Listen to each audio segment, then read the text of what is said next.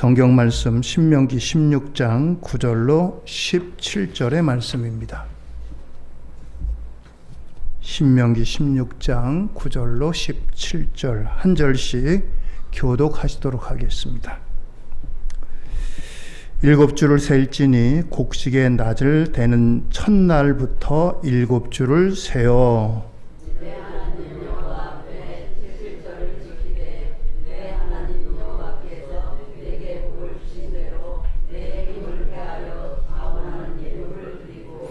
너와 내 자녀와 노비와 내 성중에 있는 레위인과 및 너희 중에 있는 객과 고아와 과부가 함께 내 하나님 여호와께서 자기의 이름을 두시려고 택하신 곳에서 내 하나님 여호와 앞에서 즐거워할지라.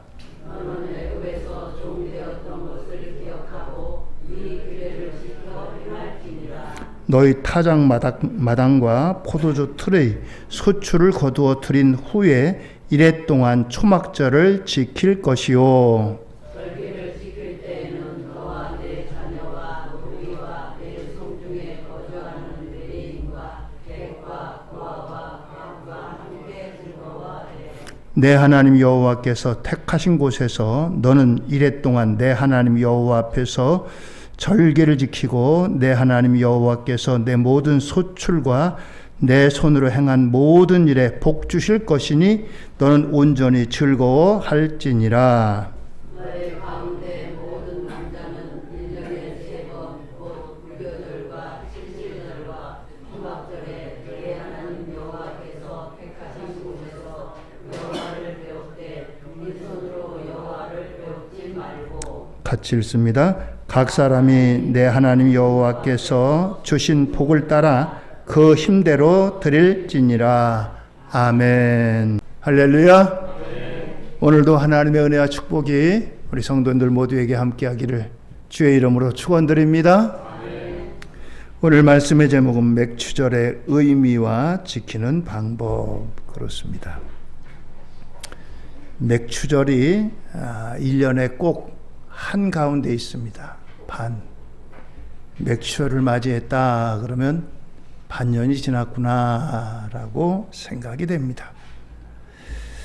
이 맥추절은 유대인들에게 하나님께서 이제 지켜야 할 3대 절기 중에 하나입니다. 어떤 분들은 우리가 구약시대가 아니고 신약시대인데 굳이 이런 구약의 절기를 지킬 필요가 있느냐라고 말씀하시는데 이 절기의 의미가 또한 여러 가지로 담겨져 있습니다. 비록 시대적으로는 구약 시대의 절기지만 오늘 우리에게도 주시는 교훈과 권면이 담겨져 있기 때문입니다. 오늘 유대인들에게는 지켜야 될 3가지 절기가 있는데 유월절, 맥추절, 초막절 그렇습니다. 유월절은 지금의 부활절에 해당합니다. 그리고 맥추절은 오순절에 해당하고요. 그리고 초막절은 추수감사절에 해당하는 그런 절기인 것입니다. 그리고 이 맥추절은 여러 이름으로 불리우기도 했습니다. 맥주가 아닙니다. 맥추입니다. 보리를 추수한다라고 하는 그런 의미입니다. 그리고 또 다른 이름으로는 칠칠절. 왜 칠칠절이냐? 6월절 이후 7주를 지났다 해가지고 칠칠절 이렇게 불리웠습니다. 오순절 50일째 되는 날 6월절로부터 50일 되고 예수님의 부활 이후 50일이 되기 때문입니다.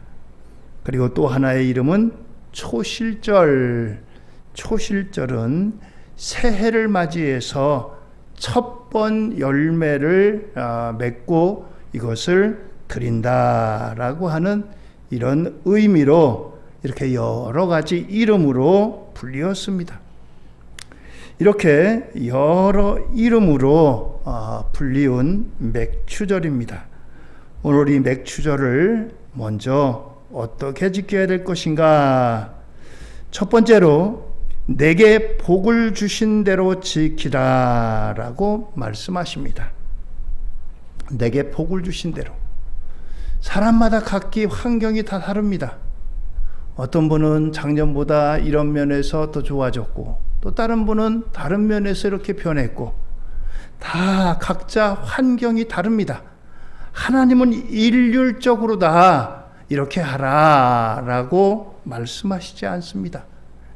내게 복을 주신 대로 지키라 라고 말씀하십니다. 신명기 16장 10절입니다. 내 하나님 여호와 앞에 77절을 지키되 내 하나님 여호와께서 내게 복을 주신 대로 내 힘을 헤아려 자원하는 예물을 드리고. 그렇습니다. 이처럼 사람마다 각기 처한 환경이 다릅니다. 이스라엘 사람들은 지난날 애굽의 종되었던 시절에 그들은 아무 일도 할 수 없었습니다. 종이니까 시키는 일을 했죠. 그런데 시키는 일을 하고 겨우 목숨만 부지할 정도로 다 그렇게 살아왔습니다. 그들 자기들 힘으로 자기 땅을 갖고 농사를 짓고 수확을 거두고 자기가 어떤 결실을 맺은 적이 없던 사람들입니다. 오늘 이와 같은 이스라엘이 애굽에서 종되었던 날이 해방이 되고 또 하나님께서 허락하신 땅에 들어가서 농사를 짓고 거기에서 결실을 맺은 그 결실을 맺은 것을 통해서 하나님 앞에 감사하라 라고 하는 것입니다. 그래서 신명기 16장 12절은 너는 애굽에서 종되었던 것을 기억하고 이 규례를 지켜 행할지니라 라고 말씀하십니다. 그렇습니다.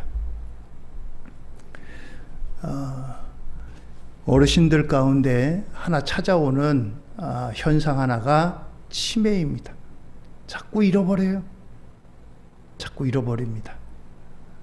어떤 거는 아주 옛날 거는 세밀하게 기억하시는데 최근 것들은 잃어버려요.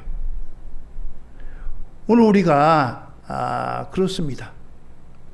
살아가면서 개인적인 이러한 잊어버리는 것도 문제지만 민족적으로 혹은 국가적으로 잊어버리는 것도 문제입니다. 우리의 역사를 한번 잠깐 되돌아볼까요? 우리나라는 참 어렵고 힘든 시기를 지나왔습니다. 우리나라의 역사가 반만년이래요.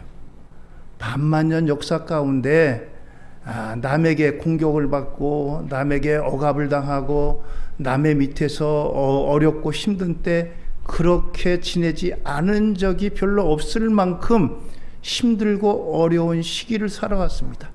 요 근래만 따져도 일제 35년입니다. 36년이 아니고 36년을 햇수르고 정확하게는 35년인 거예요. 뭐 올해 자꾸 늘려봐야 늘리는 게 좋을 수가 없잖아요. 35년입니다. 일제 35년, 또 6.25 동란, 이와 같은 어려운 때가 있었어요. 6.25가 끝나고 나서 저 아프리카의 케냐하고 우리나라하고 비슷한 지경에 있었대요. 그런데 그 비슷한 지경에 있었던 그 나라가 우리나라하고 지금 비교할 때 비교가 되겠어요? 그래서 그 나라가 대통령이 우리 대통령을 손을 붙잡고 당신네하고 우리하고 6.25 때 비슷했는데 어떻게 이렇게 발전을 했느냐? 우리가 당신네 나라를 모델로 삼고 싶다. 우리를 좀 도와달라. 그렇게까지 부탁을 했어요.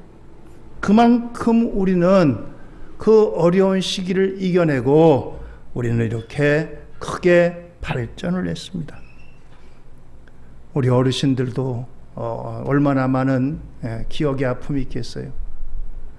어렵고 힘든 그와 같은 때를 이겨왔습니다. 말 그대로 초급 목피를 하면서 이겨온 민족입니다. 이렇게 부강하고 또 이렇게 발전한 여러 원인이 있겠지만 저는 그 가운데 가장 큰 것은 하나님의 은혜인 줄 믿습니다. 하나님의 은혜가 아니고서는 이것을 어떻게 이제 설명할 길이 없어요. 우리나라는 다른 나라보다도 국토가 작습니다. 인구는 많이 있어요. 자원이라도 많이 있으면 괜찮은데 자원도 없습니다. 저기 베네수엘라 엊그전에 지진 났잖아요. 거기는 땅만 파면 석유가 나온대요. 석유가 하도 많아가지고 그래서 땅 파다가 석유 남은 건 걷어버린대요. 휘발유 요금이 100원도 안 됩니다. 그런 나라예요. 우리나라는 무슨 자원이 있습니까? 그런데도 불구하고 하나님께서 복에 복을 주셨어요. 세계가 부러워하는 나라를 이루었습니다. AI 시대를 맞이했습니다. AI 시대에 가장 필요한 건 반도체예요. 메모리입니다. 메모리를 만드는 나라가 우리나라예요. 여러분들 가운데 삼성전자나 SK하이닉스 주식 가지고 계신 분들은 대박을 맞았겠지만 아무튼 그러한 복을 받았어요. 오늘 이처럼 하나님께서 주신 이와 같은 은혜로 엄청나게 발전을 했습니다. 우리가 개인적으로도 우리의 과거를 잊어버리면 어려움 당하잖아요. 치매라고 해가지고. 민족적으로, 국가적으로도 과거를 잊어버리면 다시 또 그런 어려움을 당합니다. 역사를 잊은 민족에게 미래는 없다는 말이 있습니다. 오늘 우리가 하나님께서 복 주신 이와 같은 은혜를 헤아리고 기억하고 감사하는 저와 여러분들 되기를 주의 이름으로 축원드립니다. 그렇습니다. 그래서 풍요 가운데 이와 같은 것들을 잊지 말아야 된다는 사실입니다. 풍요로울 때 잊어버려요. 건강할 때 잃어버립니다. 승리했을 때 잃어버려요. 오늘 우리가 그래서 이와 같은 것들을 잘 헤아려 가지고 영적 건망증을 경계하고 은혜를 재확인해야 될 것입니다. 풍요 가운데도 하나님 앞에 감사의 마음, 감사의 시선을 잊지 말아야 될 것입니다.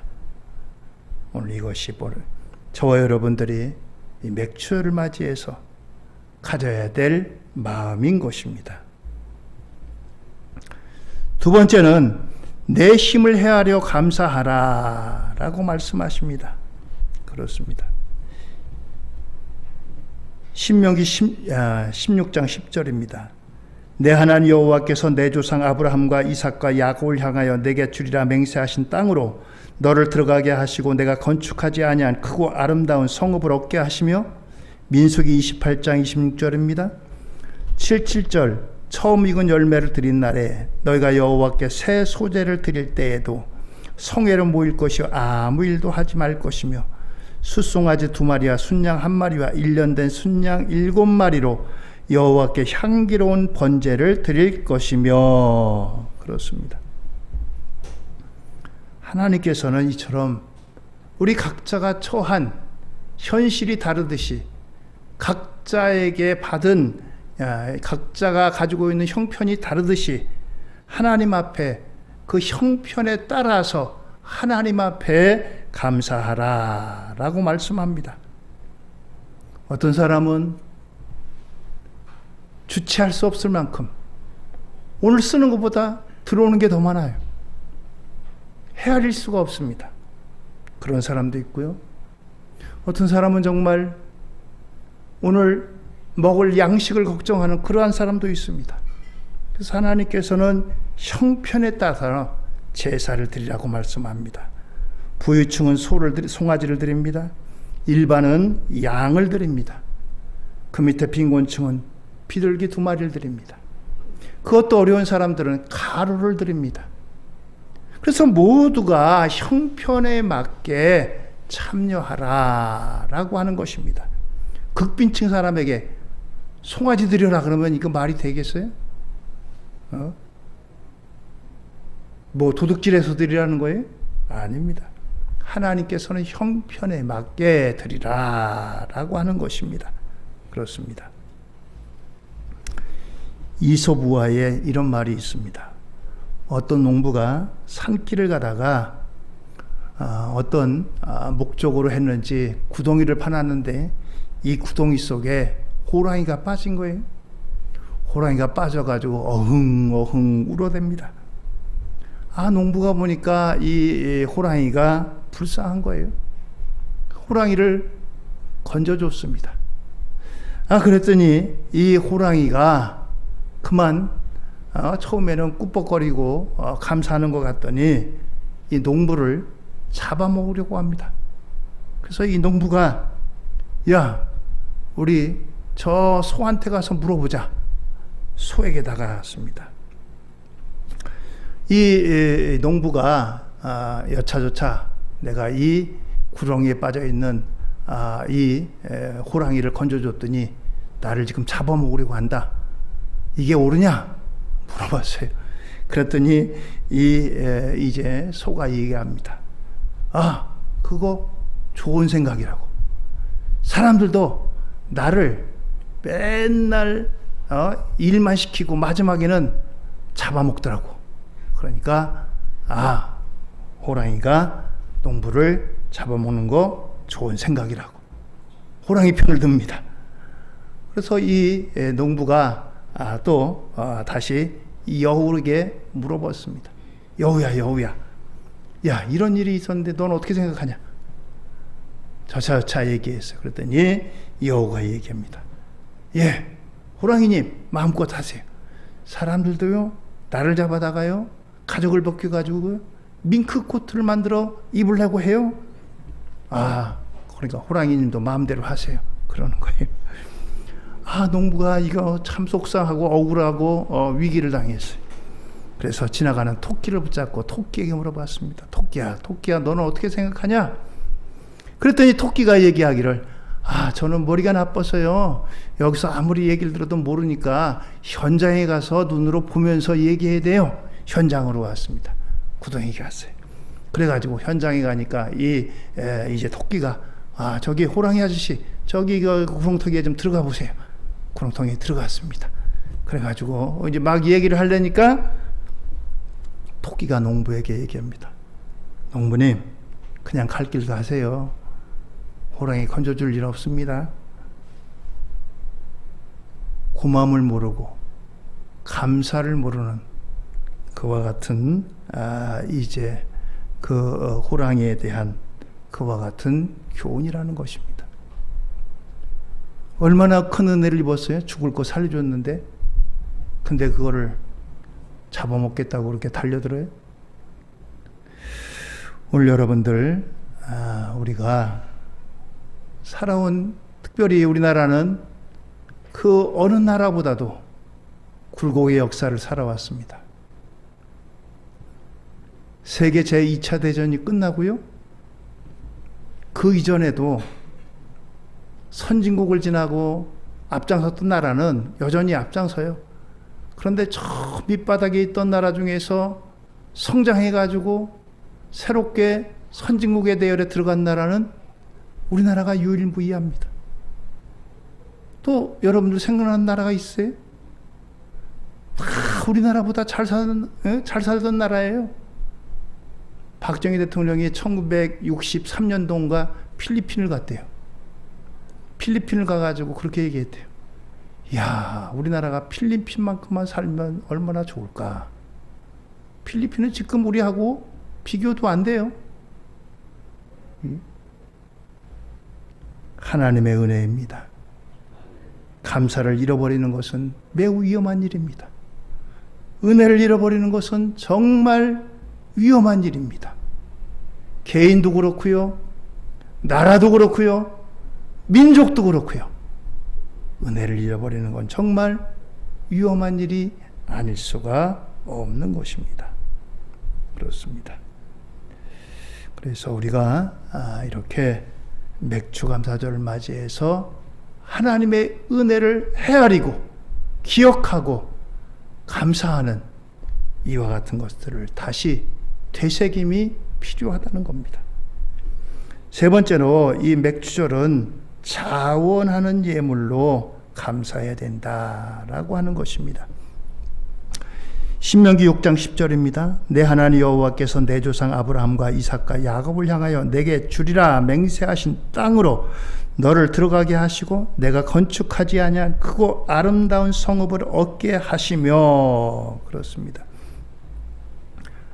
하나님께서 이스라엘이 건축하지 아니한 크고 아름다운 성읍을 얻게 하셨다라고 했습니다. 지난 2026년 상반기도 여러 가지 많은 일이 있었습니다. 러시아와 우크라이나 전쟁이 계속되고 또 미국과 이란의 전쟁이 열렸습니다. 여기에 또 이스라엘이 뛰어들었습니다. 갑자기 기름값이 올라갔습니다. 올라가도 한참 올라갔습니다. 세계적인 경제 어려움이 다가왔습니다. 힘들고 어려운 시기를 지나왔습니다.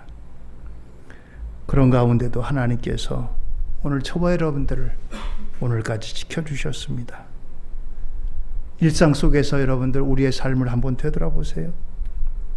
일용할 양식을 주셨습니다. 지난 반년 동안의 삶을 지켜주셨습니다. 우리의 일터와 기업과 자녀에게 복을 주셨습니다. 그리고 하나님께서 오늘 우리에게 건강을 주셨습니다. 오늘 이와 같이 여러 가지 일들이 지난 반년 동안에 세계가 여러 가지로 힘들고 복잡하고 여러 가지 전쟁의 와중에 있었지만 하나님께서 저와 여러분들을 지켜주셨습니다. 오늘 이와 같은 때에 하나님 앞에 우리의 마음을 다해서 우리의 중심을 다해서 자원하는 마음으로 감사함으로 나가는 저와 여러분들이 되기를 주의 이름으로 축원드립니다. 하나님께서 자원하는 예물, 우리나라는 유교권이기 때문에 여러 가지 체면 문화가 있습니다. 체면이 아니라 내 감사함으로 자원함으로. 예수님이 지나갈 때 바리새인들이 자랑을 했어요. 여러분, 나는 이렇게 하나님 앞에 헌금합니다. 그러면서 그 당시에는요, 모든 돈이 지폐가 아니고 동전이었어요. 동전의 무게에 따라서 그 화폐 가치가 다릅니다. 그때 당시는 그래서 이 큰 화폐를 넣을 때는 소리가 묵직하게 났어요. 이 바리새인들이 자기들이 그런 걸 드리면서 나는 하나님 앞에 이렇게 헌금합니다. 사람들에게 들리도록 눈에 보이도록 자랑을 했어요. 그런데 저 구석에 있는 과부들도 하나님 앞에 헌금한다고 하는데 도무지 드릴 것이 없어가지고 자기에 있는 것을 드렸는데 소리도 안 날 정도로 그렇게 드려요. 우리로 말하면 동전 가운데 제일 큰 게 500원짜리겠죠. 500원짜리하고 요새도 아마 1원짜리가 있는지 모르겠어요. 1원짜리 같은 건 요새는 옛날엔 그래도 저거로 했는데 요새는 뭐로 했는지 소리도 안 나더라고요. 가볍고. 아마 이런 거로 다 차이가 날 거예요. 그럼에도 불구하고 예수님께서는 그 여인이 가장 귀한 걸 드렸다라고 말씀합니다. 오늘 여러분도 우리의 중심을 드리면 하나님께서 기뻐 받으실 것입니다. 우리의 마음 자원하는 마음으로 함께 참여하는 저와 여러분들 되기를 주의 이름으로 축원드립니다. 오늘 이 맥주절의 영적인 의미가 뭐냐? 이 맥주절은 앞에 여러 가지 말씀드린 그런 날입니다. 그 가운데 특별히 이스라엘이 출애굽하고서 하나님께 모세를 통해서 돌판을 받은 날입니다. 율법을 받은 날입니다. 그러므로 그들이 지킨 맥주절은 생존의 신앙과 추수에 대한 감사의 의미, 그 이상의 의미가 담겨져 있는 날입니다. 그래서 하나님의 말씀을 받은 날, 하나님의 약속을 받은 날, 하나님으로부터 약속의 생명을 받은 그와 같은 날이라고 하는 것입니다. 그리고 이 맥주절은 신약을 통해서 새롭게 조명되는데 6월절 어린 양 대신 예수님이 십자가에 달리시고 죽음을 이기고 3일 만에 부활하셨습니다. 예수님이 부활하시면서 부활의 첫 열매가 되셨다라고 말씀하십니다. 맥주절은 초실절이라고 해서 처음 열매를 드린 날이에요. 예수님이 부활의 첫 열매가 되셨고 우리도 그 뒤를 따라서 부활에 참여할 것입니다. 그렇기 때문에 이 맥주절은 바로 이러한 부활의 첫 열매가 되신 예수님의 의미를 담고 있는 그런 날이기도 하는 것입니다. 오늘 여러분들 우리가 예수님의 부활에 함께 참여하는 그러한 영광의 참여할 것을 믿고 감사하는 우리 모두가 되기를 주의 이름으로 축원드립니다. 그래서 이 맥주절은 이러한 의미가 있어요. 그리고 이 맥주절은 또한 오순절이라고도 불렸잖아요. 오순절은 성령이 임하신 날입니다. 성령이 임하면서 생겨난 게 교회예요. 교회를 만들자고 해가지고 교회가 만들어진 것이 아니라 성령이 강림하면서 자연스럽게 생기는 것이 교회입니다. 그래서 오순절 바로 이제 이 날은 교회와 연관이 있고 교회의 시작이라고도 말할 수가 있는 것입니다. 바로 이와 같은 의미가 맥주절인 거예요. 오늘 이 맥주절은 부활의 첫 열매 되신 주님, 그리고 또 이것으로 말미암아 생겨나고 하나님께서 허락하신 교회의 시작의 의미가 여기에 담겨져 있는 것입니다. 오늘 그렇기 때문에 이 맥주절은 이러한 영적인 의미가 담겨져 있습니다. 중동 지역에서 선교사로 사역하시다가 한국교회에 들어와서 담임 목회를 하시는 목사님이 계셨습니다. 이 목사님이 목회하시다가 보니까 여러 가지 이야기를 듣습니다. 그 가운데 이 목사님이 충격받은 것은 신앙생활 하시다가 시험 들었다, 시험 받았다, 상처받았다라고 하는 이야기가 적지 않게 들립니다. 목사님, 나 상처받았어요. 나 시험 받았습니다. 시험 들었어요. 그런데 가만히 보면은 큰 일이 아니고 아주 작은 일에 성도 간의 오해를 통해서 일어난 일들이 이 선교사님이 선교하시던 중동 지역은 지금도 그렇습니다.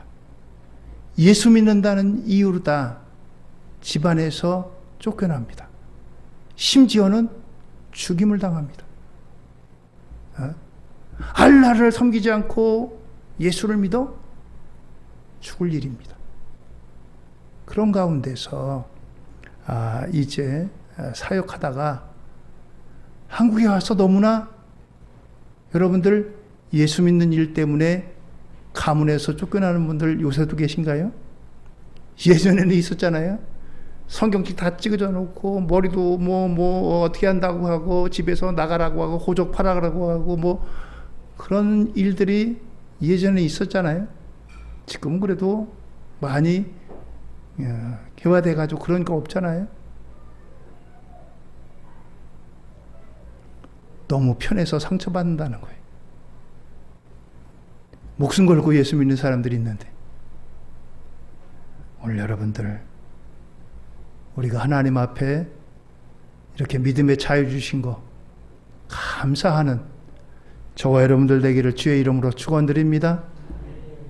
예수님 이름 때문에 성경 때문에 죽임을 당하는 사람들이 있습니다. 풍력당도 그렇고 예수 이름 때문에 가문에서 쫓겨나는 사람도 있습니다. 목숨을 걸고 예수 믿는 그런 사람들도 있습니다. 이 맥주감사절은 단순하게 농사짓고 감사하는 절기를 넘어서 영적으로 오늘의 교회가 있게 하고 부활하신 예수님 부활의 첫 열매가 되시고 우리도 그 부활에 함께 참여하는 복된 역사를 우리에게 허락하신 그런 날입니다. 오늘 하나님 앞에 이 맥주절을 이런 의미를 기억하며 감사하며 함께 참여하는 우리 모두가 되기를 주의 이름으로 축원드립니다. 기도하시겠습니다.